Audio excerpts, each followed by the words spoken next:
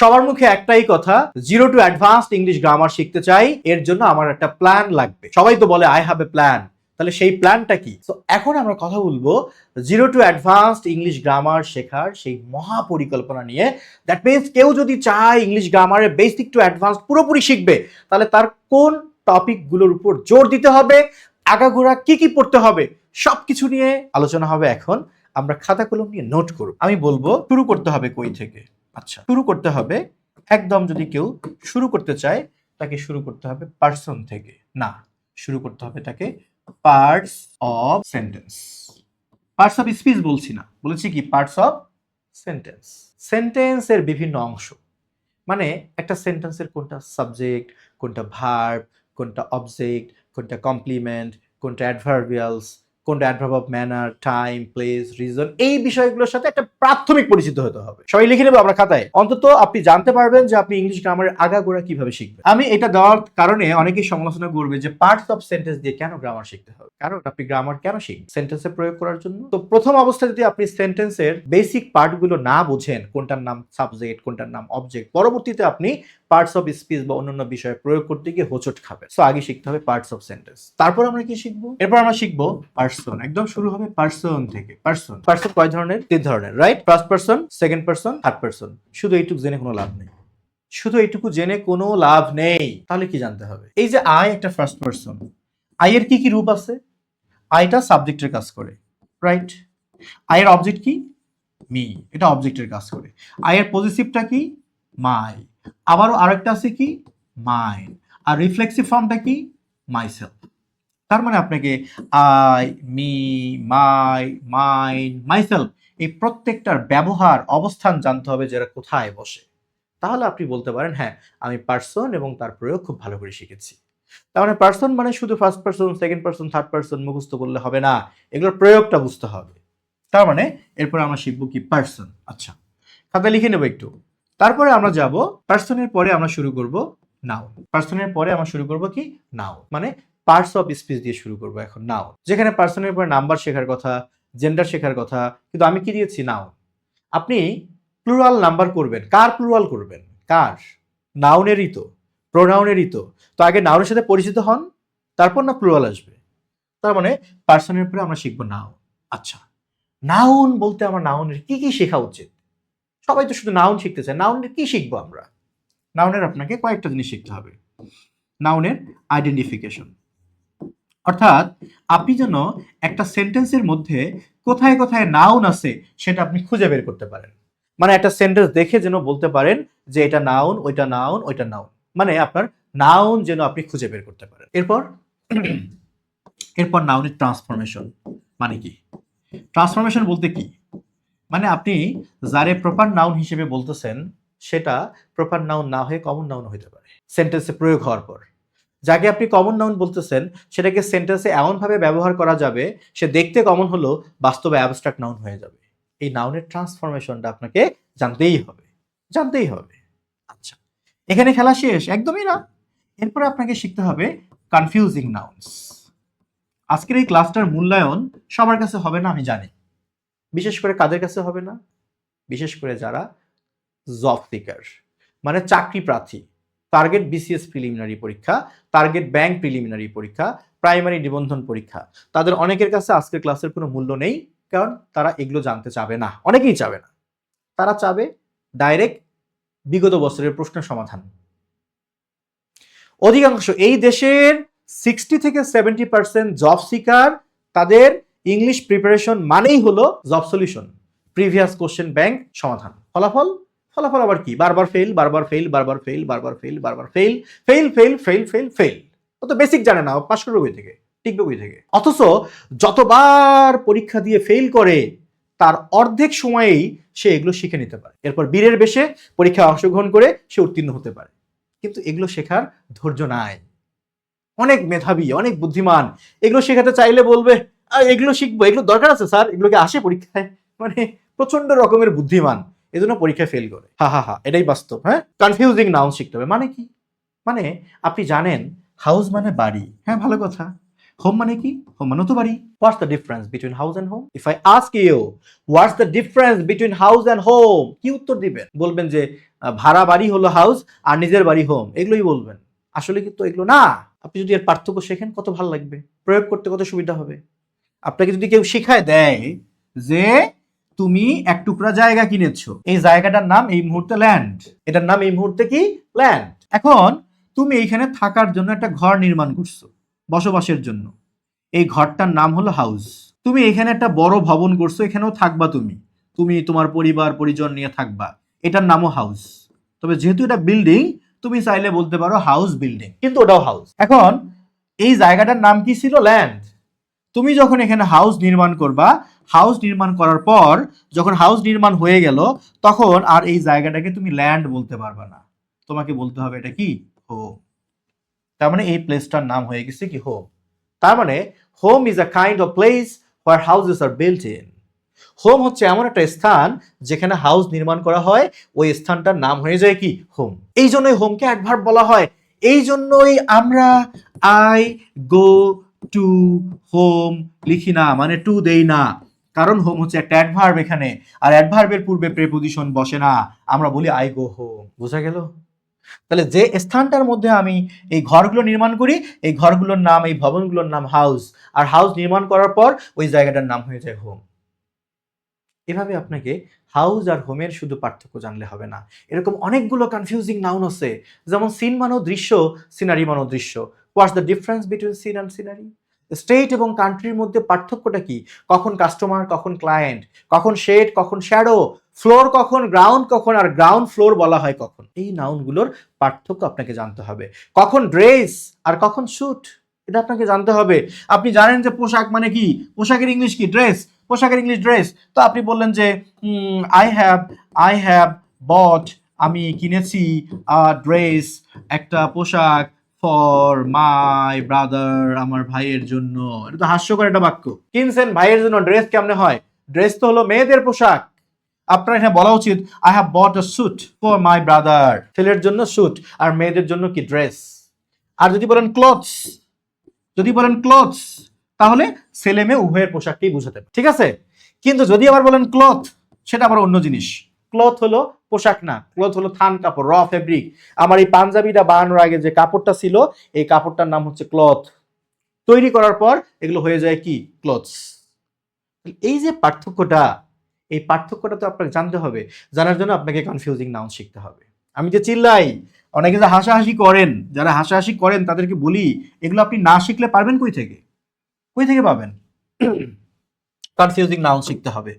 এরপরে আসেন শুধু কনফিউজিং নাউন্স না, এরপর নাউনের কারেকশন আছে। কারেকশন অফ নাউন মানে কি? নাউন নিয়ে অনেক কারেকশন আছে, নাউনের শুদ্ধিকরণ আছে। আনকাউন্টেবল নাউনকে প্লুরাল করা যাবে না, আনকাউন্টেবল নাউনের পূর্বে সংখ্যা ব্যবহার করা যাবে না, তবে ফ্রেজ ব্যবহার করা যাবে। কখন আর্টিকেল বসানো যাবে, কখন যাবে না, কি করা যাবে, কি করা যাবে না, এগুলো কারেকশন। এগুলো পারেন না জন্যই পিন পয়েন্ট এরর পারেন না, সেন্টেন্স কারেকশন পারেন না। তার মানে খেয়াল করেন, আপনি নাউন শেখা মানে কিন্তু আপনাকে এগুলো শিখতে হবে। নাউনের আইডেন্টিফিকেশন, নাউনের ক্লাসিফিকেশন, নাউনের ট্রান্সফরমেশন, নাউনের কারেকশন এবং কনফিউজিং নাউনের ব্যবহার আপনাকে শিখতে হবে। তাহলে আপনি বলতে পারেন হ্যাঁ আলহামদুলিল্লাহ আমি নাউন শিখেছি। আমার কাছে কোর্স করেন না করেন ডাজন্ট ম্যাটার, এভাবে লিখে রাখেন, বাসায় যেন পড়তে পারেন। 4 নম্বরে আসেন। এই মহাপরিকল্পনা আপনাকে বাংলাদেশে কেউ শেয়ার করবে না, নিশ্চিত থাকেন। আমার আজকের এই ক্লাস করার পর আপনি সারা বাংলাদেশের সকল কন্টেন্ট খুঁজে দেখেন জিরো টু অ্যাডভান্সড ইংলিশ গ্রামারের এরকম একটা মহাপরিকল্পনা এখনো বাংলাদেশে কেউ লাইভ বা পাবলিকলি শেয়ার করেছে কিনা, করলে আমার মেনশন দিন। করবে না কেউ। এবার আসেন, নাউনের পরে আমরা শিখবো নাম্বার। শুধু নাম্বার দুই ধরনের, সিঙ্গুলার নাম্বার, প্লুরাল নাম্বার, এটুকু শিখে নাম্বার লাভ নেই। আপনাকে নাম্বার পরিবর্তন করার উপায় জানতে হবে, আপনি যেন সিঙ্গুলার নাম্বারকে প্লুরাল নাম্বারে রূপান্তর করতে পারেন। যেমন আপনাকে যদি বলা হয় পেন, পেনের প্লুরাল ফর্ম কি? আপনি লিখে দিলেন পেনের প্লুরাল ফর্ম পেন্স। আপনি যদি বলা হয় বুক, বুকের প্লুরাল ফর্ম কি? আপনি লিখে দিলেন কি? বুকস। এখন যদি আপনাকে বলা হয় ফিশ, ফিশের প্লুরাল ফর্ম কি? আপনি সাদা মনে লিখে দিলেন ফিশেস, অথচ এর প্লুরালে ইয়ে যুক্ত হয় না। আপনাকে বলা হলো যে শিপ, SSIP, শিপ মানে জাহাজ, এর প্লুরাল ফর্ম কি? এর প্লুরাল ফর্ম শিপস। এবার আপনাকে বলে দেওয়া হলো SSEEP, শিপ মানে কি? মেশ, তাহলে এর প্লুরাল ফর্ম কি? আপনি সাদা মনে লিখে দিলেন শিপস, অথচ এখানে শিপের প্লুরাল এস দিয়ে শিপস হয় না, বরং শিপ নিজেই প্লুরাল, নিজেই সিঙ্গুলার। এই যে আপনার যে কনফিউশন গুলো, এগুলো দূর করতে হবে, মানে নাম্বার শিখতে হবে A to Z, খুবই গুরুত্বপূর্ণ একটা টপিক। আচ্ছা, এরপরে আসেন জেন্ডার। জেন্ডার নর্মালি আমরা জেন্ডার বলতে কি পড়ি? জেন্ডার 4 ধরনের: masculine gender, feminine gender, common gender, neutral gender. এটুকু জানলেই হবে? একদমই হবে না। জেন্ডারের প্রয়োগ বুঝতে হবে আপনাকে, যে আপনি কোথায় মাস্কুলিন জেন্ডার প্রয়োগ করবেন, তার পরিবর্তে আপনি কোন প্রোনাউন ব্যবহার করবেন, ফেমিনিন জেন্ডারের পরিবর্তে কোন প্রোনাউন ব্যবহার করবেন, কোনগুলো মাস্কুলিন জেন্ডার মনে হলেও বাস্তবে মাস্কুলিন না, এই জিনিসগুলো আপনাকে জানতে হবে। ভেতরে অনেক কথা আছে। এটাই হচ্ছে অ্যাডভান্স ইংলিশ গ্রামার। জেন্ডার শিখতে হবে। এরপর আসেন প্রোনাউন। প্রোনাউন 8 প্রকার, এইটুকু শিখে লাভ নাই। প্রোনাউন শিখতে গেলে আপনাকে প্রোনাউনের ক্লাসিফিকেশন, প্রোনাউনের এই যে এটার মতো করে আইডেন্টিফিকেশন, প্রোনাউনের ক্লাসিফিকেশন, আইডেন্টিফিকেশন, তারপর হচ্ছে আপনার ক্লাসিফিকেশন, ক্লাসিফিকেশন, এরপর আসেন প্রোনাউনের ইউজেস, ব্যবহার আপনাকে শিখতে হবে। নোট করতেছেন তো না? আমরা এগুলো জানতে চাই না। আমরা যে কোনো কিছুতে শুরু করতে গেলে আগেই আমরা লাভ দিয়ে পড়ি। লাভ দেওয়ার আগে যেটা প্রিপারেশন নিতে হবে, যে আমার কি কি জানা উচিত, এটা আমরা জানতে চাই না। যেমন আজকে ক্লাসটা যদি হইতো টপিকের উপর রাইট ফর্ম অফ ভার্ব, হুমড়ি খেয়ে অনেকে দেখতো রাইট ফর্ম অফ ভার্ব, অথচ তোমার রাইট ফর্ম অফ ভার্ব আলাদা করে শেখার প্রয়োজনই নেই, তুমি যদি আজকের মহাপরিকল্পনা ভালো করে শুনতে পারো, বুঝতে পারো। তাহলে এভাবে আমরা প্রোনাউনের পরিচিতি, প্রোনাউনের ক্লাসিফিকেশন এবং প্রত্যেকটা প্রোনাউনের ব্যবহার শিখতে হবে, প্রত্যেকটার ব্যবহার শিখতে হবে। একটা জিনিস বলি তাহলে বুঝবেন। সে আমি একটা বললাম, আই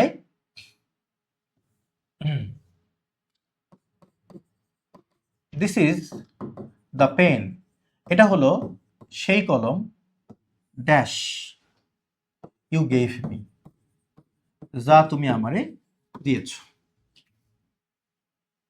আরেকটা বাক্য লিখলাম, the pen dash writes well, যে কলমটা ভালো লেখে, ইজ মাইন, ওইটাই আমার।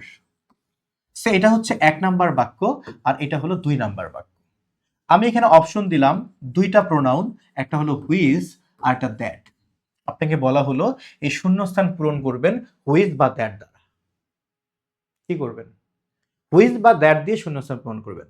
আমি মোটামুটি নিশ্চিত আপনি বাক্যটা পড়ে দেখবেন, যদি ওখানে হুইজ দিলে ভালো শোনা যায় তাহলে আপনি হুইজ দিবেন, আর যদি দ্যাট দিলে শুনতে ভালো শোনায় তাহলে দ্যাট দিবেন। ইয়েস, সঠিক কিনা আমাকে জানান, কমেন্ট করেন। হুইজ আর দ্যাটের ব্যবহার কেমনে দেন? বসান। মুখে বলার সময় বলে স্যার নির্দিষ্ট দ্যাট বসে, আসলে বাস্তবে লেখার সময় আমরা বাজিয়ে দেখি, যদি শুনতে ভালো শোনায় হুইস তাহলে হুইস নেই, আর যদি শুনতে ভালো শোনায় দ্যাট তাহলে আমরা দ্যাট নেই।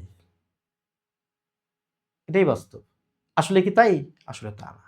আপনাকে যদি সুন্দর করে আমি বুঝাই দেই যে এই দুটার মধ্যে অনেক পার্থক্য আছে, তবে একটা মৌলিক পার্থক্য হলো হুইস নর্মালি সাবজেক্ট রূপে ব্যবহার হয়, আর দ্যাট নর্মালি অবজেক্ট রূপে ব্যবহার হয়।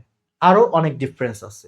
এর মধ্যে একটা ডিফারেন্স হলো হুইচ সাবজেক্টের কাজ করে, দ্যাট অবজেক্টের কাজ করে। যদি আপনি এইটুকু শিখতে পারেন, তাহলে দেখেন আপনি কত সহজে শিখতে পারবেন যে এখানে রাইটস হলো একটা ভার্ব, রাইট যদি ভার্ব হয়, ভার্বের সামনের জায়গাটা কি? সাবজেক্ট। তার মানে এখানে রাইটস যদি ভার্ব হয়, ভার্বের সামনে একটা সাবজেক্ট দরকার, আর এই দুটোর মধ্যে সাবজেক্টের কাজ করে কে? হুইচ। তার মানে এখানে হুইচ হবে। The pen which writes well is mine, যে কলমটা ভালো লেখে সেটা আমার। এখন উপরের বাক্যটা আসেন। উপরের বাক্যে দেখেন, this is the pen dash you gave me, এখানে কিন্তু গেভ ভার্ব, আর ভার্বের সামনে সাবজেক্ট কিন্তু ইউ আছে। তার মানে যেহেতু এখানে সাবজেক্ট আছে, তাহলে নতুন করে সাবজেক্টের দরকার নেই। যেমন এখানে রাইটস ভার্ব ছিল, বাট সামনে সাবজেক্ট ছিল না, সাবজেক্টের অভাব দূর করার জন্য আমি হুইস লিখেছি। এখানে সাবজেক্ট আছে, তাহলে আমার আর সাবজেক্ট দরকার নেই, আমি অবজেক্ট নিতে পারি। তাহলে এখানে অবজেক্ট হিসেবে আমি কি নিব? দ্যাট। হয়ে গেল, this is the pen that you gave me, the pen which writes well is mine. এই যে আপনি ছোট্ট একটা কৌশল শিখলেন, সাধারণত হুইজ সাবজেক্টের কাজ করে আর দ্যাট অবজেক্টের কাজ করে। আমার যেহেতু এখানে ভার্ব আছে, আমার দরকার সাবজেক্ট, তার মানে আমি হুইজ নিব। আর যেহেতু এখানে সাবজেক্ট আছে, আমার সাবজেক্ট দরকার নাই, অবজেক্ট দরকার হতে পারে, তাহলে আমি দ্যাট নিব। খেয়াল করছেন? সারা জীবনের আপনার একটা কনফিউশন দূর হয়ে গেল। হয়তো স্বীকার করবেন না, আমি জানি এটাই বাস্তব, কিন্তু আপনার মন জানে হুইচ আর দ্যাট আপনি এই লাইফে কখনোই সুস্পষ্ট করে কনফিডেন্টলি প্রয়োগ করতে পারেন নাই, মোটামুটি আমি নিশ্চিত। আজকে কিন্তু হুইচ আর দ্যাটের আপনি একটা স্পষ্ট পার্থক্য বুঝে গেলেন। সাবজেক্টের প্রয়োজনে হুইচ আর অবজেক্টের প্রয়োজনে দ্যাট ব্যবহার করবেন। স্বীকার করবেন না জানি, কিন্তু এটাই বাস্তব। আমার এই 0 to অ্যাডভান্স ইংলিশ গ্রামার কোর্সে আমি এগুলো ভেঙে চুরে বুঝাবো, প্রত্যেকটা কারণ সহ বুঝাবো। কারণ মানে একটা নিয়ম শুধু আমরা মুখস্থ করব না, একটা নিয়মের পেছনে আমরা একটা কারণ জানবো, কারণ জানবো। আচ্ছা, এখন এখন আসি আমরা প্রোনাউনের এই জন্য ক্লাসিফিকেশনের পাশাপাশি ইউজেস ব্যবহার শিখবো। এটা হলো 6 নাম্বার। এবার আসেন 7 নম্বরে। 7 নম্বরে আসেন, লিখে রাখেন মহাপরিকল্পনাটা। 7 নম্বরে আসেন, নাউন প্রোনাউন এই দুইটা শেখার পর আমরা এবার যাব অ্যাডজেক্টিভ। অ্যাডজেক্টিভ আর অ্যাডভার্ব আমরা শিখব। যদি আপনি অ্যাডভার্বকে আলাদা করতে চান কোনো সমস্যা নেই, আপনি প্রথমে অ্যাডজেক্টিভ শিখবেন। কি শিখবেন অ্যাডজেক্টিভের? প্রথমে আপনাকে শিখতে হবে আইডেন্টিফিকেশন, মানে আপনি যেন একটা সেন্টেন্সের মধ্যে দেখে বের করতে পারেন যে কোন শব্দটা এখানে অ্যাডজেক্টিভের কাজ করতেছে। তারপর অ্যাডজেক্টিভের ক্লাসিফিকেশন, অ্যাডজেক্টিভের শ্রেণী বিভাগ এবং সেগুলোর প্রয়োগ। এরপর হচ্ছে আপনার ইউজেস, ব্যবহার। এখানেই শেষ? একদমই না। এরপর আপনাকে অ্যাডজেক্টিভের শিখতে হবে কম্প্যারিজন। কম্প্যারিজন অর্থাৎ একটা অ্যাডজেক্টিভকে আপনি পজিটিভ ডিগ্রিতে কিভাবে লিখবেন, কম্পারেটিভে কিভাবে লিখবেন, সুপারলেটিভে কিভাবে লিখবেন, সেটার প্রয়োগ পদ্ধতি আপনাকে শিখতে হবে। এখানেই শেষ?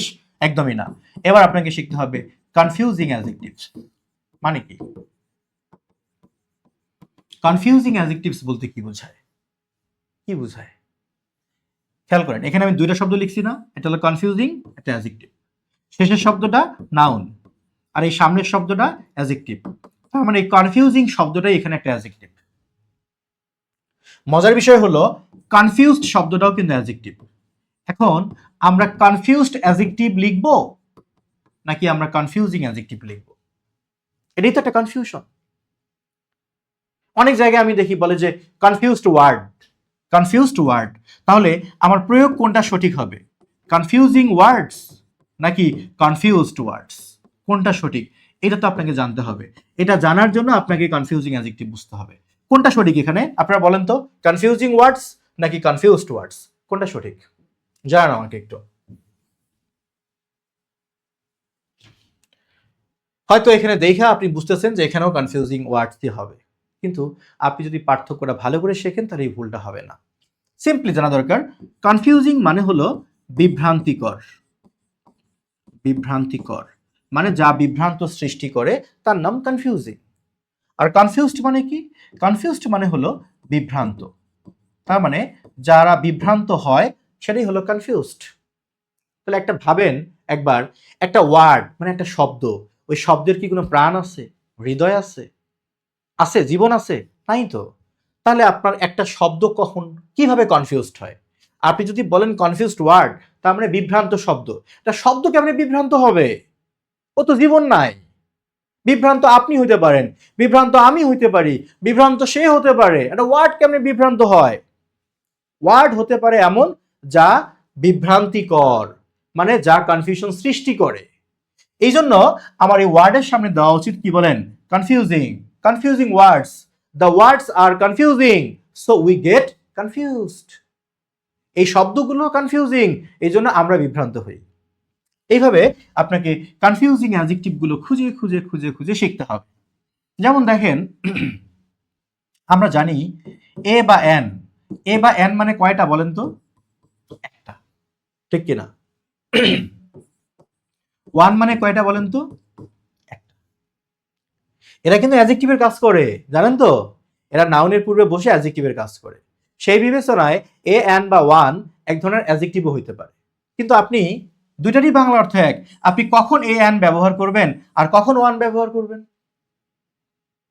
পার্থক্যটা আপনাকে জানতে হবে। মিনিং হলেই হয়ে গেল। আমি একটা বাক্য লিখলাম যে হি হ্যাজ ড্যাশ ব্রাদার, তার একটা ভাই আছে। এখন এখানে আপনি কি দিবেন? এ এন মানেও একটা, ওয়ান মানেও একটা।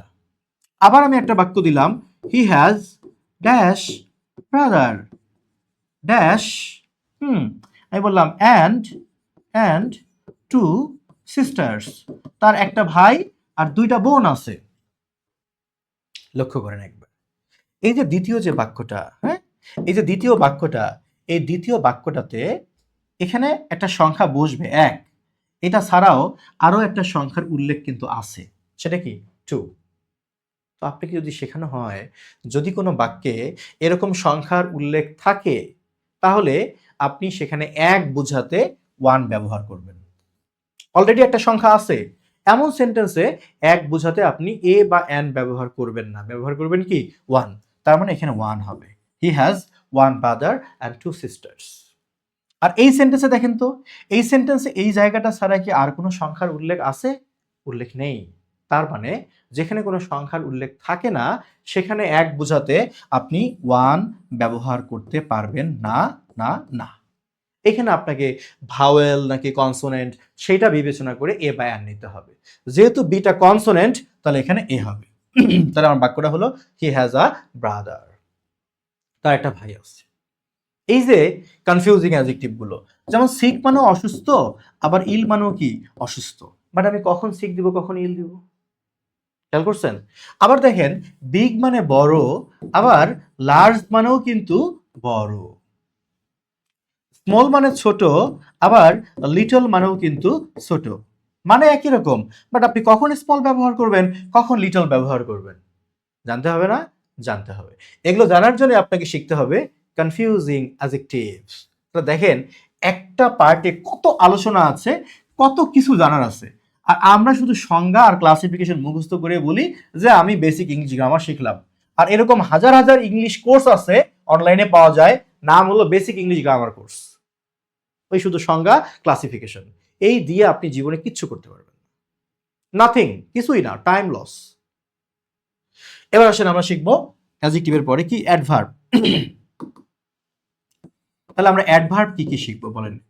অ্যাডভার্বের ক্ষেত্রেও সিমিলার, এখানে যা যা আছে identification, classification, uses, comparison, confusing adverbs এগুলো শিখতে হবে। এটার পাশাপাশি আপনাকে শিখতে হবে inversion of verb.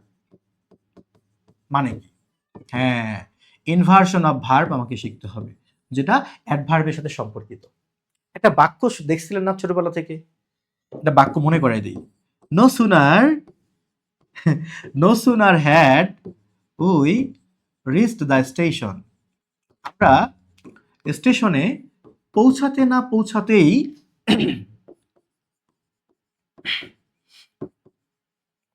Then the train left, ট্রেনটি ছেড়ে দিল। আচ্ছা, একটা সায়েন্স আমার বুঝান তো।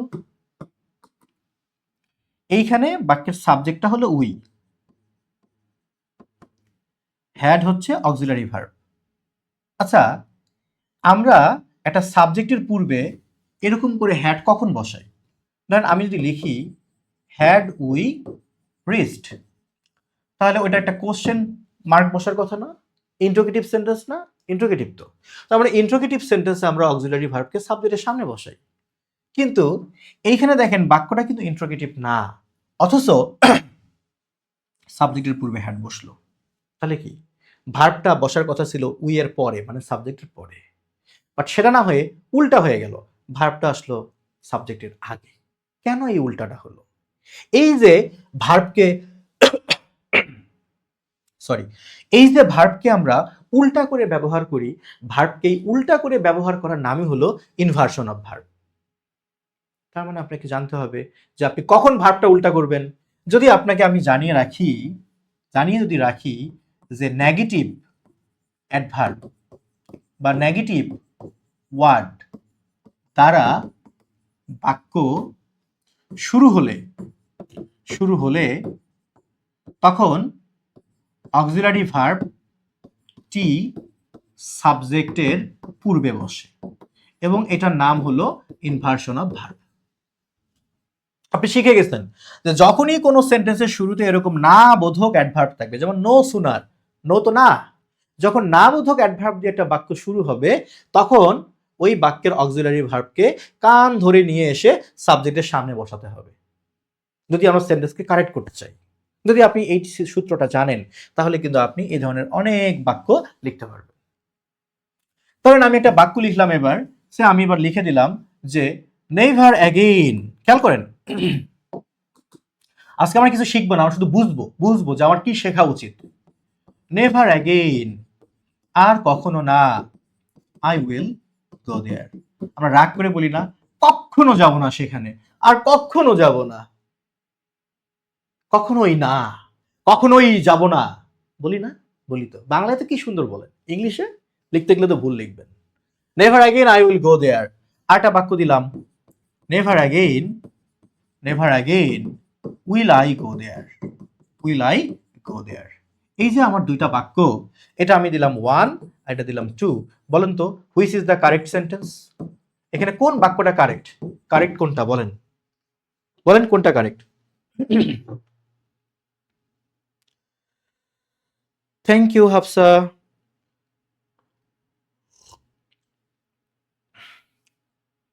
Thank you Rakib Sarkar.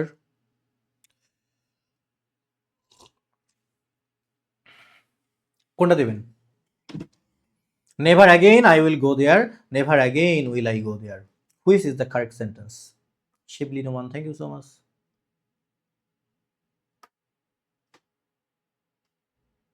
কোনটা হবে? উত্তর চাই, কোনটা সঠিক বাক্য?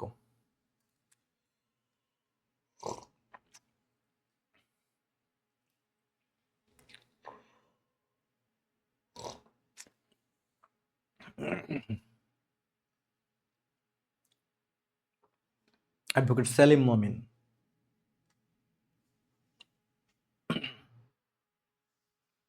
সঠিক বাক্য হচ্ছে 2 নাম্বারটা। প্রশ্ন হলো কেন 2 নাম্বারটা সঠিক বাক্য? কেন? কারণটা বুঝেন। নেভার একটা নাবোধক শব্দ, তাই না? নাবোধক অ্যাডভার্ব। এরকম কোন সেন্টেন্সে শুরুতে নেগেটিভ অ্যাডভার্ব যদি থাকে তাহলে ওই বাক্যটার ভার্বটাকে উল্টা করে লিখতে হয়। মানে অক্সিলারি ভার্বটা সাবজেক্টের পরে না বসা বরং সাবজেক্টের আগে বসাতে হয়। তার মানে এখানে উইল আই গো দেয়ার হবে। সেই জন্য আমার সঠিক উত্তর হবে অপশন কি 2। অপশন 2। এটার নামই হলো কি ইনভার্সন অফ ভার্ব। আরো কথা আছে, তার মানে আমাকে অ্যাডভার্ব শিখতে গেলে ইনভার্সন অফ ভার্ব শিখতে হবে। আচ্ছা,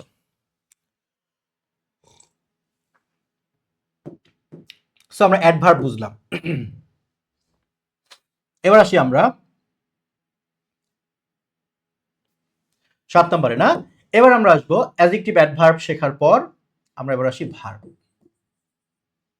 ভার্ব কি? ভার্ব নিয়ে অনেক কথা আছে, ভার্ব নিয়ে অনেক কথা আছে, অনেক কথা। বিশেষ করে ভার্বের প্রথমে আমাকে ক্লাসিফিকেশন জানতে হবে, যে ভার্ব কত প্রকার, কি কি, এটা আপনাকে ডিটেইলসে জানতে হবে। তারপর তারপর কিছু কিছু বিশেষ ভার্বের উপর আপনাকে জোর দিতে হবে। যেমন আপনাকে জানতে হবে ইউজ অফ ইনফিনিটিভ। এই যে আমরা ভার্বের সামনে টু যুক্ত করি, তাই না? টু প্লাস ভার্ব, এটাকে বলি ইনফিনিটিভ। তাহলে ইনফিনিটিভটা কখন প্রয়োগ করতে হয় এটা আপনাকে জানতে হবে। এবার জানতে হবে ইউজ অফ জেরান্ড। শুধু জেরান্ড আর পার্টিসিপল চেনার উপায় শিখলে হবে না, আপনি কখন ভার্বের সাথে আইএনজি করবেন, জেরান্ড কখন হবে এটা জানতে হবে। জানতে হবে ইউজ অফ পার্টিসিপল, পার্টিসিপল এর ব্যবহার আপনাকে জানতে হবে। অথচ আমরা ভার্ব মানে শুধু শিখি আর rolling stone gathers no moss, rolling the gerund নাকি পার্টিসিপল। এই আজাইরা পড়াশোনা দিয়ে কোনো কাজে আসবে না। আপনাকে জেরান্ড প্রয়োগ করার পদ্ধতি জানতে হবে, পার্টিসিপল মানে present participle, past participle, perfect participle প্রয়োগ করার পদ্ধতি জানতে হবে। এছাড়াও আপনাকে জানতে হবে ইউজ অফ পজিটিভ ভার্বস। পজিটিভ ভার্বগুলো আমরা কিভাবে প্রয়োগ করি এগুলোর ব্যবহার আপনাকে জানতে হবে। এর পাশাপাশি আপনাকে জানতে হবে strong verb and weak verbs. এই যে পড়েন না, ডু, ডিড, ডান, তারপর ডিসাইড, ডিসাইডেড, ডিসাইডেড, এরকম গুরুত্বপূর্ণ অনেক ভার্ব আছে যেগুলোর আপনি পাস্ট ফর্ম জানেনই না, পাস্ট পার্টিসিপল ফর্ম জানেনই না। পাস্ট জানলেও পাস্ট পার্টিসিপল জানেন না। এগুলো আপনাকে ধরে ধরে শিখতে হবে, স্ট্রং ভার্ব, উইক ভার্ব শিখতে হবে। এছাড়া টোটাল ক্লাসিফিকেশন তো আছেই, সেখানে transitive verb, intransitive verb, linking verb শুধু থাকতেই হবে। বিশেষ করে এগুলোর উপর আপনাকে জোর দিতে হবে। যদি এগুলো শিখতে পারেন তাহলে নতুন করে রাইট ফর্ম অফ ভার্ব বা নিয়ম শেখার দরকার নাই, এগুলো দিয়েই ভার্বের সঠিক ব্যবহার। এর পাশাপাশি আপনাকে কনফিউজিং ভার্বস গুলো শিখতে হবে। সেটা আবার কি রকম? আচ্ছা, কনফিউজিং ভার্বটা বলি। দেখেন, আমি এখন কি চা পান করতেছি, সোজা কথায় বলি চা খাচ্ছি।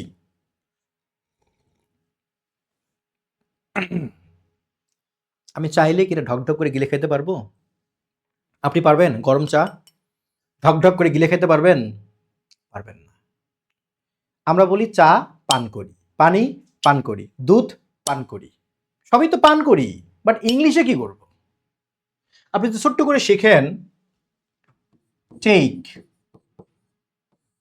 কখন ব্যবহার করি? পান করার ক্ষেত্রে টেক ব্যবহার করতে পারি, কিন্তু যখন ঢকঢক করে গিলে খাওয়া যায় না তখন হবে টেক। সেই ক্ষেত্রে আমরা টেক দেই, ড্রিঙ্ক দেই না। আর যা আমরা ঢকঢক করে গিলে খেতে পারি সেটার ক্ষেত্রে আমরা কি দেই? ড্রিঙ্ক দেই। তাহলে এবার যদি আপনাকে বলা হয় আমি পানি পান করি, হ্যাঁ আই ড্রিঙ্ক ওয়াটার, কারণ আমরা পানি ঢকঢক করে গিলে খাই।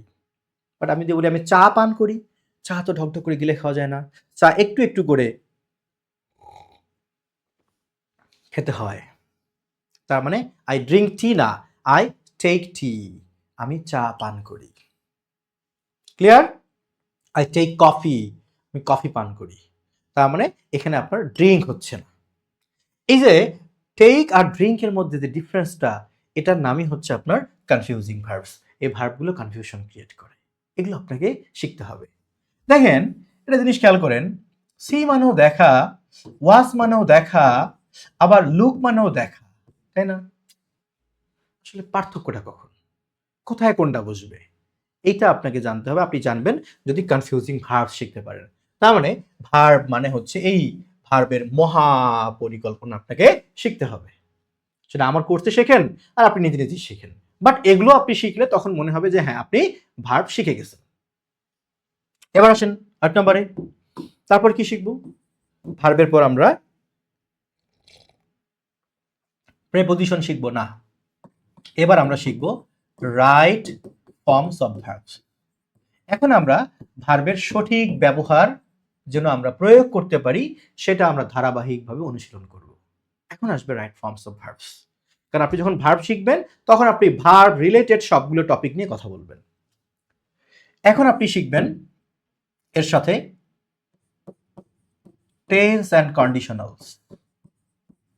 আগে টেন্স শিখবেন, একদম 12টা টেন্সের পূর্ণাঙ্গ ব্যবহার আপনি শিখবেন। তারপরে আপনাকে শিখতে হবে কন্ডিশনালস, মানে কন্ডিশনাল সেন্টেন্সগুলোর প্রয়োগ শিখবেন। এরপরে আপনি শিখবেন subject verb agreement, subject verb agreement. এরপরে আপনি শিখবেন রাইট ফর্মস অফ ভার্বস। কি বলে, একটু আগে রাইট ফর্ম অফ ভার্ব লিখলাম, আবার লিখতেছি, তাই না? কারণটা কি?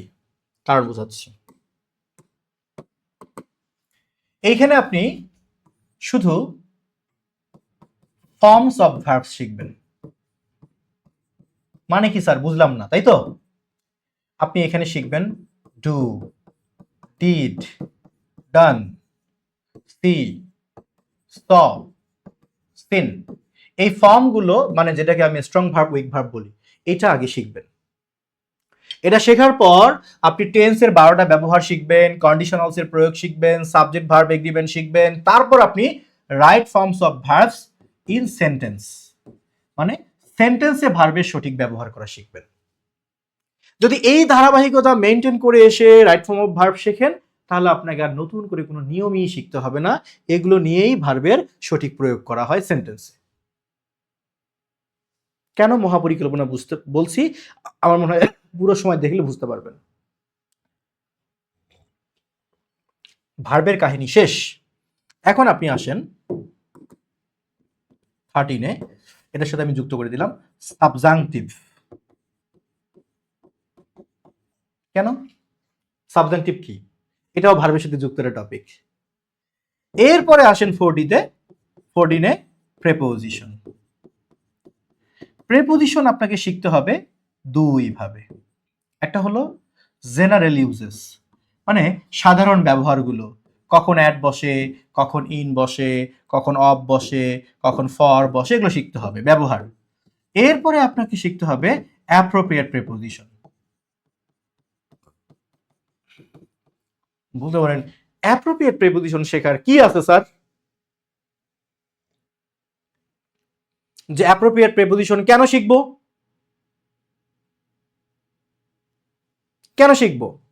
অ্যাপ্রোপ্রিয়েট প্রেপোজিশন তো আমি জানি মুখস্থ করব, তাহলে অ্যাপ্রোপ্রিয়েট প্রেপোজিশন আমরা কেন শিখবো?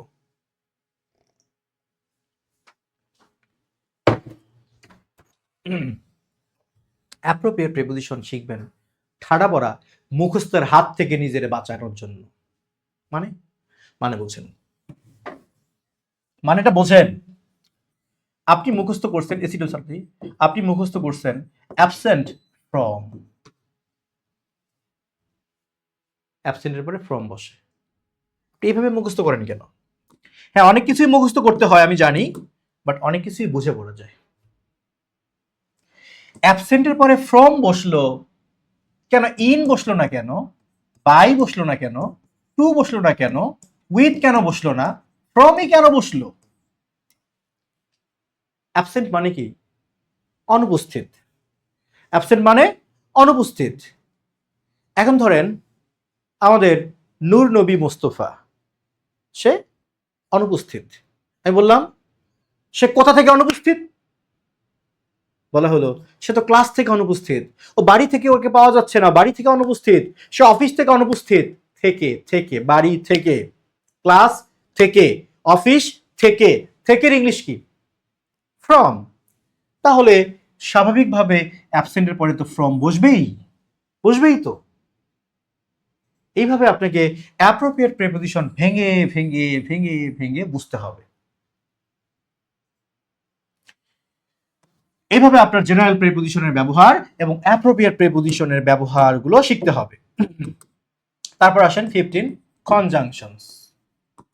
লোকে বলে বলে রে কনজাংশন শেখার আর কি আছে, অ্যান্ড বা ডর এগুলোই তো কনজাংশন। না তো পারি স্যার আমি, অ্যান্ড মানে এবং জানি আমি, এই জন্যই ফেল করে। এক কনজাংশনে কত কথা আছে জানো? এই কনজাংশনের ব্যবহার যদি কেউ ভালো করে শিখতে পারে, তাহলে ক্লাস 6 থেকে এইচএসসি পর্যন্ত ইংলিশ সেকেন্ড পেপারে একটা টপিক আছে, নাম হলো use of connectors, special uses of words and phrases. ওই টপিকে তাকে হাত দিতে হবে না, সে সব পারবে। কানেক্টরের ব্যবহার কেউ খুব ভালো করে শিখতে পারলে সে সিম্পল, সে কমপ্লেক্স সেন্টেন্স গঠন করতে পারবে, সে কম্পাউন্ড সেন্টেন্স গঠন করতে পারবে, সে লং সেন্টেন্স লিখতে পারবে। কিন্তু শেখা হয় না তো। মনে করি অ্যান্ড মানে এবং আমি তো জানি স্যার, লাগবে না, আমাকে একটা শর্ট কোর্স দেন। কানেক্টরের ব্যবহার শিখতে হবে। আচ্ছা, মানে কনজাংশনের ব্যবহার শিখতে হবে। এরপরে আমরা ইন্টারজেকশন এর সাথে পরিচিত হব, যে কাকে বলা হয় ইন্টারজেকশন, কোন ওয়ার্ডগুলোকে আমরা ইন্টারজেকশন বলবো। তাহলে এতক্ষণ ধরে আমরা কিসের ব্যবহার বুঝলাম? সব কিন্তু ওয়ার্ড কেন্দ্রিক খেলা ছিল, তাই না? ওয়ার্ড, সব ওয়ার্ডের খেলা ছিল। এই যে কয়েকটা ওয়ার্ড একত্রিত হয়ে একটা বাক্যের যখন পার্ট গঠিত হয় তাকে বলা হয় ফ্রেজ। কয়েকটা ওয়ার্ড একত্রিত হয়ে যখন একটা বাক্যের পার্ট গঠিত হয়, অংশ, তাকে বলা হয় ক্লোজ। ব্যাপারটা একটু কনফিউজিং হয়ে গেল না? বাক্যের যে কোনো একটা অংশ, ওটার নাম ফ্রেজও হতে পারে, ওটার নাম ক্লোজও হতে পারে। তাহলে আমি কেমন করে বুঝবো কোনটার নাম ফ্রেজ আর কোনটার নাম ক্লোজ? পার্থক্য তো জানতে হবে। কাকে বলা হয় নাউন ফ্রেজ, কাকে বলা হয় নাউন ক্লোজ, কাকে বলা হয় অ্যাডজেক্টিভ ফ্রেজ, কাকে বলা হয় অ্যাডজেক্টিভ ক্লোজ। জেরান্ড ফ্রেজ আর নাউন ফ্রেজের মধ্যে পার্থক্যটা কোথায়? স্যার এত কিছু শিখতে হবে, এগুলো না শিখলে তুমি সেন্টেন্সই লিখতে পারবে না। লিখতে পারবা, মুখস্থ করতে হবে, মুখস্থ করতে হবে। তুমি কোন ক্লাসে পড়ো ডাজেন্ট ম্যাটার। তুমি ক্লাস 6-এ পড়ো, তোমাকে শিখতে হবে। 7-এ পড়ো, শিখতে হবে। তুমি এবার বিসিএস পরীক্ষার্থী, শিখতে হবে। তুমি ব্যাংকস অফ সিকার, শিখতে হবে। ভাই সিলেবাস দেখা লাভ নাই। তোমার এক্সাম ওরিয়েন্টেড সিলেবাস কি, that is known to me, আমি জানি। কিন্তু তুমি যদি যে কোনো পরীক্ষায় প্রিলির পর রিটেনে অংশগ্রহণ করতে চাও, তোমাকে এগুলো শিখতে হবে। এগুলো স্কিপ করার কোনো উপায় নাই। সমস্যা হলো আমরা সিলেবাসের বাইরে একটা ওয়ার্ড পড়তে চাই না, ফলে কি হয় আমাদেরকে সারা জীবন প্রতি বছর ইংলিশ পড়তে হয়। গোড়া থেকে পড়ি না তো কিছু। ফ্রেজ ক্লোজের ব্যবহার শিখতে হবে, সেন্টেন্সের প্রয়োগ শিখতে হবে। তাহলে এই দুইটার আমরা দুইটা জিনিস শিখবো। একটা হলো আইডেন্টিফিকেশন, মানে আমরা যেন দেখে চিনতে পারি। আরেকটা হচ্ছে অ্যাপ্লাইড মেথড, মানে এটার প্রয়োগ পদ্ধতি, আমি যেন সরাসরি এটাকে সেন্টেন্সে ব্যবহার করতে পারি। এই দুইটা শিখতে পারলে তুমি বলতে পারো আলহামদুলিল্লাহ আমি ফ্রেজ ক্লোজ শিখেছি। তাহলে ফ্রেজ বা ক্লোজ মানে কি? বাক্যের অংশ। তাহলে কয়েকটা ওয়ার্ড পড়লাম, ওয়ার্ড থেকে হয়ে গেল বাক্যাংশ। এখন আমরা যাবো ডাইরেক্ট বাক্যে, সরাসরি বাক্যে যাব। তো বাক্য মানে কি? সেন্টেন্স। এই সেন্টেন্স নিয়ে কত কথা আছে? তিনটা কথা। প্রথমে তোমাকে অ্যাসার্টিভ সেন্টেন্স থেকে শুরু করে এক্সক্লামেটরি সেন্টেন্স শিখতে হবে। কি শিখতে হবে? শিখতে হবে তোমাকে এর প্রয়োগ পদ্ধতি, কিভাবে তৈরি করতে হয়। তারপর তোমাকে শিখতে হবে সিম্পল, কমপ্লেক্স, কম্পাউন্ড। এরপর তোমাকে শিখতে হবে ট্রান্সফরমেশন অফ সেন্টেন্স। এই দুটা শেখার পর তুমি যাবা সেন্টেন্স পরিবর্তন করতে হয় কিভাবে। ট্রান্সফরমেশন অফ সেন্টেন্স মানে আমি কিভাবে সিম্পল সেন্টেন্সকে কমপ্লেক্স করব, কিভাবে কমপ্লেক্সকে আমি কম্পাউন্ড করব, কিভাবে আমি অ্যাফার্মেটিভকে নেগেটিভ করব, এগুলো শিখবা। তাহলে প্রথমে আমাকে সেন্টেন্সের এই দুইটা জানতে হবে, মানে how to make that means how to make assertive sentence, কিভাবে অ্যাসার্টিভ সেন্টেন্স তৈরি করতে হয়, কিভাবে ইন্ট্রোগেটিভ তৈরি করতে হয়, নেগেটিভ সেন্টেন্স কিভাবে তৈরি করতে হয়। ভাই তুমি শুধু পড়ছো সেন্টেন্স 5 প্রকার, assertive sentence, interrogative sentence, imperative sentence, objective sentence, exclamatory sentence, এই মুখস্থ বিদ্যা ঘোড়ার ডিম, এগুলো লাইফে কোনো কাজে আসবে না। বিদ্যা তখন কাজে আসবে যখন তুমি নিজের হাতে অ্যাফার্মেটিভ সেন্টেন্স লিখতে পারবা, নেগেটিভ সেন্টেন্স লিখতে পারবা, ইন্ট্রোগেটিভ লিখতে পারবা, ডাব্লিউএস কোশ্চেন তৈরি করতে পারবা, অপটেটিভ সেন্টেন্স নিজে লিখতে পারবা, এক্সক্লামেটরি সেন্টেন্স নিজে লিখতে পারবা, তখন সেই বিদ্যা তোমার কাজে আসবে। নিজে নিজে সিম্পল সেন্টেন্স লিখতে পারবা, কমপ্লেক্স লিখতে পারবা, কম্পাউন্ড লিখতে পারবা, তখন বিদ্যা কাজে আসবে। তাহলে আগে আমাকে বাক্য তৈরি করা শিখতে হবে, তারপর এই বাক্যগুলোকে আমি উল্টাপাল্টা করবো, মানে পরিবর্তন করবো। কারণ তুমি তৈরি করতে পারো না, তো তুমি পরিবর্তন করতে গেলে তো তোমাকে ঠাড়া পড়া নিয়ম মুখস্থ করতে হবে। আমাদের সমস্যা কোথায়? আমরা এই দুইটা শিখি না, আমরা ডাইরেক্ট শিখি ট্রান্সফরমেশন অফ সেন্টেন্স, কারণ পরীক্ষা ওইটা আসে। আরে বোকা, এটা তোমার করার জন্য তোমাকে আগে এটা শিখতে হবে। তোমাকে আগে অ্যাসার্টিভ থেকে এক্সক্লামেটরি ব্যবহার জানতে হবে, সিম্পল কমপ্লেক্স কম্পাউন্ড তৈরি করার পদ্ধতি জানতে হবে, তারপর তোমাকে আর ট্রান্সফরমেশন অফ সেন্টেন্সের নিয়ম মুখস্থ করতে হবে। তুমি এমনি পারবা ট্রান্সফর্ম করতে। কেন? কারণ যে কমপ্লেক্স সেন্টেন্স তৈরি করতে পারে, যে কম্পাউন্ড সেন্টেন্স তৈরি করতে পারে, যে সিম্পল সেন্টেন্স তৈরি করতে পারে, সে তো ওই সেন্টেন্সগুলোকে পরিবর্তনও করতে পারবে, স্বাভাবিক। তুমি শিল্পী, তুমি মৃৎশিল্প নিয়ে কাজ করো, তুমি হাতে এক টুকরো মাটি নিছো, এঁটেল মাটি, কাদা মাটি নিছো, তুমি এই মাটিটা দিয়ে তুমি পুতুল বানাতে চাইছিলা। পুতুল মানে একটা মানুষ বানাতে চাইছিলা, মানুষের প্রতিকৃতি, কিন্তু মাথাটা, নাকটা বড় হয়ে গেছে। তুমি যদি শিল্পী হও, তুমি ওই বড় নাকটাকে আরো টান দিয়ে বড় করে ওটাকে হাতি বানাই দিতে পারবা। তুমি হাতিটাকে টিপ দিয়ে আবার ঘোড়া বানাইতে পারবা। যদি তুমি শিল্পী হও, তুমি যদি তৈরি করা শেখো, তাহলে ট্রান্সফর্ম করা তোমার জন্য কোনো কঠিন কাজ না। কিন্তু আমরা আগে তৈরি করা শিখি না, আমরা আগেই ট্রান্সফর্ম করতে চাই। সমস্যা এইখানেই। এই দেখো, এত গুরুত্বপূর্ণ কথা বলতেছি, কজন শুনবে? শুনবে না। কারণ কি? কারণ এগুলো এক্সামে লাগে না। ওর ধারণা এগুলো তো এক্সামে আসবে না। এক্সামে আসবে rolling stone gathers no moss, জেরার না পার্টিসিপল। এই জন্য এগুলো ধরাধাম সব ফেল করে, কারণ এটাই। এই দেশে বিভিন্ন কম্পিটিটিভ এক্সামের আয়োজন হয়, জানো তো না? যেমন ধরো বিসিএস প্রিলিমিনারি পরীক্ষার কথা বলি, লাখ লাখ পরীক্ষার্থী অংশগ্রহণ করে না? করে তো। টেকে কয় হাজার, খেয়াল করছো? কেন এতগুলো ফেল করলো কেন? 100 জনের মধ্যে 90 জন ফেল করতেছে, কারণটা কি? 90টা তো গ্রাজুয়েট, ফেল করে কেন? অনেকগুলো কারণ আছে, লাখেরও ব্যাপার আছে। তার মধ্যে একটা বড় কারণ হচ্ছে কোনো বিষয়ে তার বেসিক টু অ্যাডভান্স নলেজ নাই, আছে শুধু কোশ্চেন ব্যাংক নলেজ। বিগত বছরে কি আসছে এগুলো পড়ছি শুধু, এটা একটা বড় কারণ। যাই হোক, মন খারাপ করার কথা বলবো না, আর অলরেডি অনেক বলছি। তাহলে আমাকে সেন্টেন্স শিখতে হবে এভাবে ধাপে ধাপে। আচ্ছা, সেন্টেন্সের পরে আমাদের কাজটা কি? ট্রান্সফরমেশন গেল না। এবার আসি আমরা 20 নম্বরে, 20 নম্বর চ্যাপ্টার, হ্যাঁ 20 নম্বর ক্লাস না, ক্লাস তো এখানে অনেক। এবার আমরা আসবো ভয়েস চেঞ্জিং, মানে আমরা যেন অ্যাক্টিভ ভয়েসকে প্যাসিভ ভয়েসে রূপান্তর করতে পারি, তাই তো? না, তাই না। আগে তোমাকে শিখতে হবে যে আমি যেন প্যাসিভ মোডে বাক্য লিখতে পারি, আমি যেন অ্যাক্টিভ মোডে বাক্য লিখতে পারি, আমি যেন কোয়াসি প্যাসিভ মোডে বাক্য লিখতে পারি। এটা আগে তোমাকে শিখতে হবে। মানে অ্যাক্টিভ ভয়েসে তুমি যেন সেন্টেন্স লিখতে পারো, প্যাসিভ ভয়েসে তুমি যেন সেন্টেন্স লিখতে পারো, কোয়াসি প্যাসিভ মোডে তুমি যেন সেন্টেন্স লিখতে পারো। That means you have to know how to make, কিভাবে তৈরি করতে হয় এগুলো, এটাকে জানতে হবে। এরপর তোমাকে শিখতে হবে ইন্টারচেঞ্জিং, মানে তুমি যেন এবার অ্যাক্টিভটাকে প্যাসিভ করতে পারো, প্যাসিভটাকে যেন অ্যাক্টিভ করতে পারো। কিন্তু আমরা কিভাবে শিখি? জীবনও না, আমরা ডাইরেক্ট শিখি অ্যাক্টিভ টু প্যাসিভ করার নিয়ম।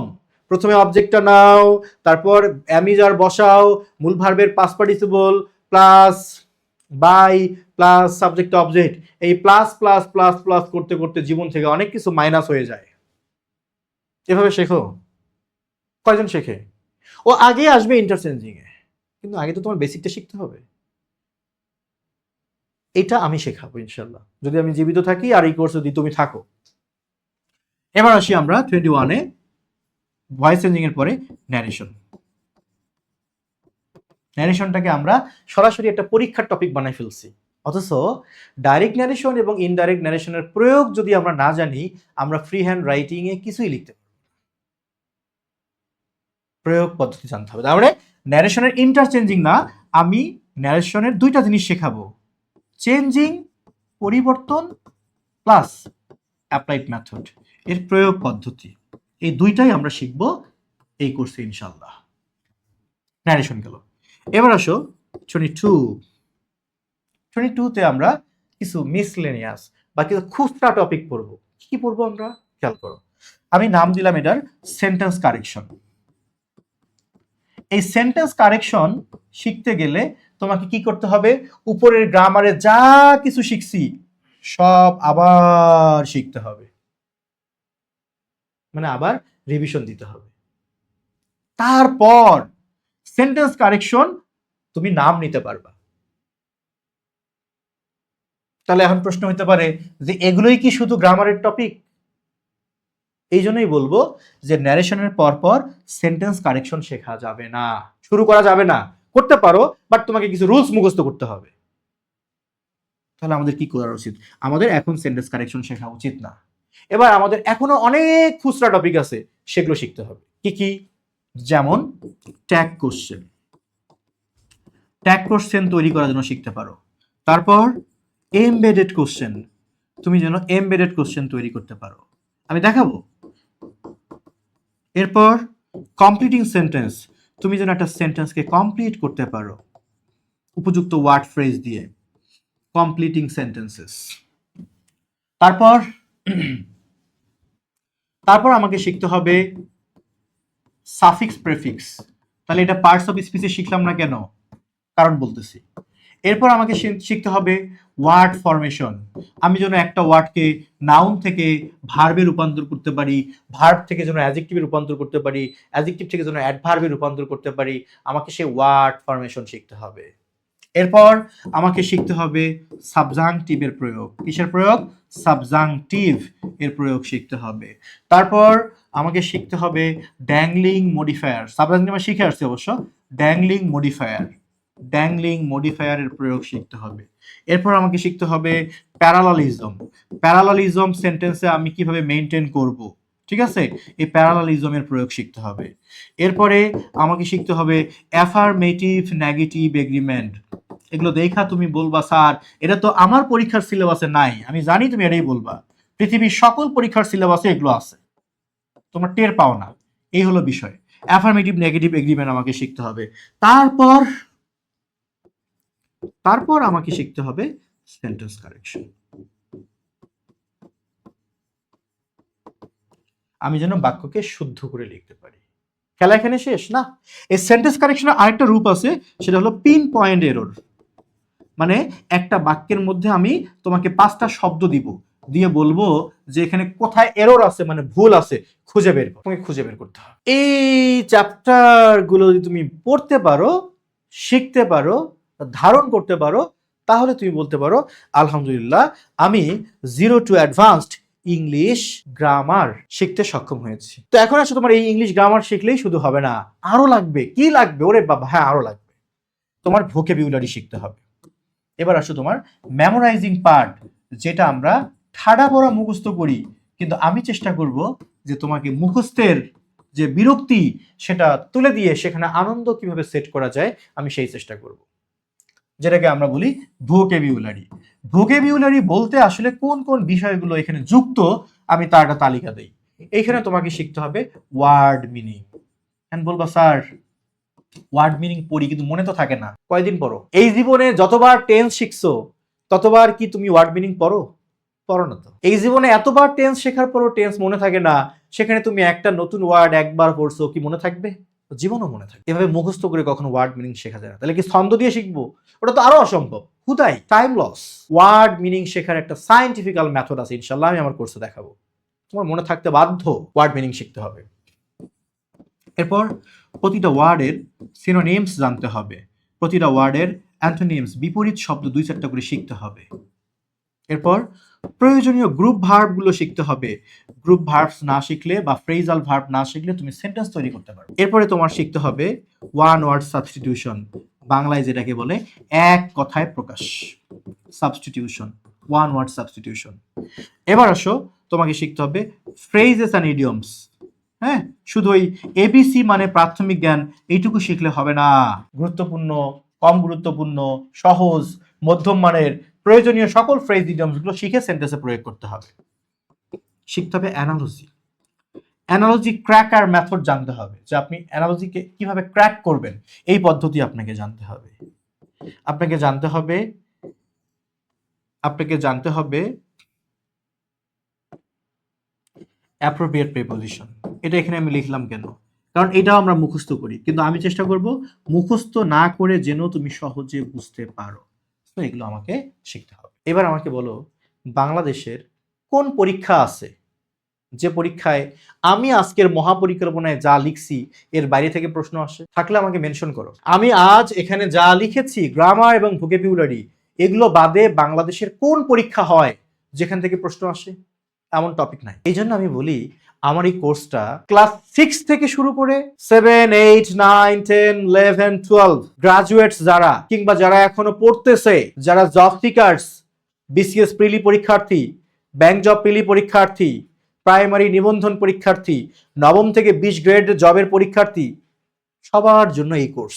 আজকে আমি যে মহা পরিকল্পনাটা দেখালাম এটা দিয়েই এই কোর্সের যাত্রা শুরু হচ্ছে ইনশাআল্লাহ।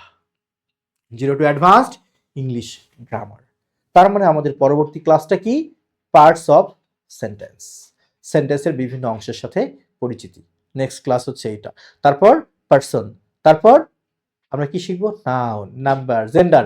আজকে যেভাবে দেখালাম ধারাবাহিকভাবে এভাবে আমাদের ক্লাস চলতেই থাকবে ইনশাল্লাহ। পরীক্ষা তো অবশ্যই হবে, প্র্যাকটিস অবশ্যই প্র্যাকটিস হবে। এখানে সকল প্রশ্ন আমি প্র্যাকটিস করার চেষ্টা করব। যারা এখনো ভর্তি হননি কিন্তু ভর্তি হতে চান, তারা আমাদের সাথে যোগাযোগ করেন। কমেন্ট বক্সে কোর্স ফি কত লিখলে আমরা রিপ্লাই দিই না। হ্যাঁ, আমি আমার কোর্স কোঅর্ডিনেটর, আমার অ্যাডমিশন অফিসারকে বলে রাখছি, যারা কমেন্টে জানতে চাবে সবকিছু তারা কখনোই প্রকৃত লার্নার না। কারণ রিয়েল লার্নাররা নক করবে, ফোন দিবে, জেনে নেবে। যারা কমেন্টে বলে কোর্স ফি কত, এগুলো একটাও লার্নার না। শুনতে যেমনই শোনাক, এটাই বাস্তব, এটাই বাস্তব।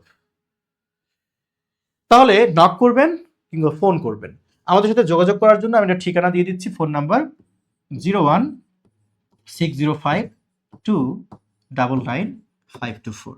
এই নাম্বারে নক করবেন। এই কোর্সটা কাদের জন্য? এই কোর্সটা হচ্ছে ক্লাস 6 থেকে শুরু করে একদম ক্যারিয়ার প্রিপারেশন, মানে জব প্রস্তুতি, সেটা হোক বিসিএস, হোক ব্যাংক হোক যে কোনো পরীক্ষা